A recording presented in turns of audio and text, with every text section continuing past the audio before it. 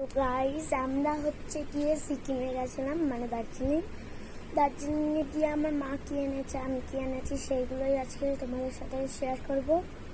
তো চলো দেখা যাক।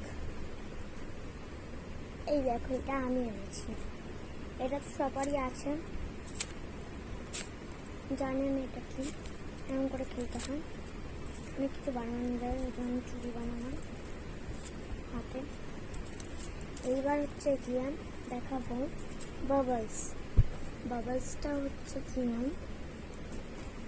এই দেখুন, এটা হচ্ছে কি আমাদের বাবলসটা তোমরা জানো কেমন করে ফোলাতে হয়। দেখেছো, আগের ভিডিওটা দেখেছিলাম, আমরা দার্জিলিং গেছিলাম। এই যে এটা আমার, এই দেখুন এটা আমার।